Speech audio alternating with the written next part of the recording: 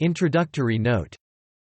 Among the vast number of men who have thought fit to write down the history of their own lives, 3 or 4 have achieved masterpieces which stand out preeminently. St. Augustine in his Confessions, Samuel Pepys in his Diary, Rousseau in his Confessions.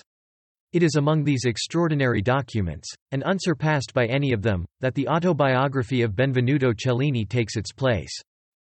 The life of himself which Cellini wrote was due to other motives than those which produced its chief competitors for first place in its class. St. Augustine's aim was religious and didactic. Pepys noted down in his diary the daily events of his life for his sole satisfaction and with no intention that anyone should read the cipher in which they were recorded. But Cellini wrote that the world might know, after he was dead, what a fellow he had been, what great things he had attempted, and against what odds he had carried them through. All men, he held, whatever be their condition, who have done anything of merit, or which verily has a semblance of merit, if so be they are men of truth and good repute, should write the tale of their life with their own hand. That he had done many things of merit, he had no manner of doubt. His repute was great in his day, and perhaps good in the sense in which he meant goodness. As to whether he was a man of truth, there is still dispute among scholars.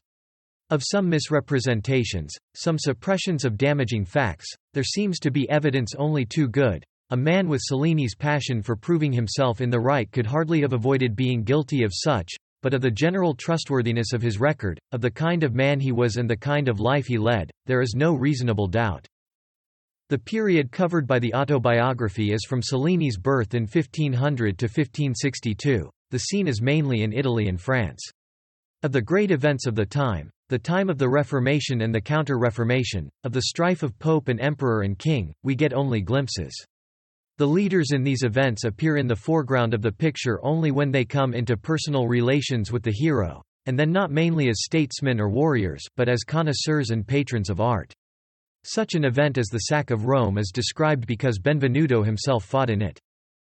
Much more complete is the view he gives of the artistic life of the time. It was the age of Michelangelo, and in the throng of great artists which then filled the Italian cities, Cellini was no inconsiderable figure. Michelangelo himself he knew and adored. Nowhere can we gain a better idea than in this book of the passionate enthusiasm for the creation of beauty which has bestowed upon the Italy of the Renaissance its greatest glory. Very vivid, too, is the impression we receive of the social life of the 16th century. Of its violence and licentiousness, of its zeal for fine craftsmanship, of its abounding vitality, its versatility and its idealism. For Cellini himself is an epitome of that century. This man who tells here the story of his life was a murderer and a braggart, insolent, sensual, inordinately proud and passionate, but he was also a worker in gold and silver, rejoicing in delicate chasing and subtle modeling of precious surfaces. A sculptor and a musician, and, as all who read his book must testify, a great master of narrative.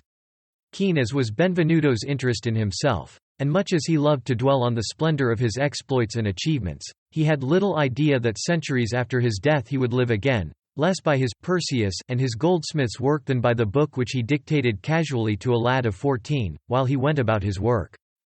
The autobiography was composed between 1558 and 1566, but it brings the record down only to 1562. The remainder of Cellini's life seems to have been somewhat more peaceful. In 1565 he married Piera de Salvadore Parigi, a servant who had nursed him when he was sick, and in the care of his children, as earlier of his sister and nieces, he showed more tenderness than might have been expected from a man of his boisterous nature. He died at Florence, May 13, 1571, and was buried in the Church of the Annunziata in that city.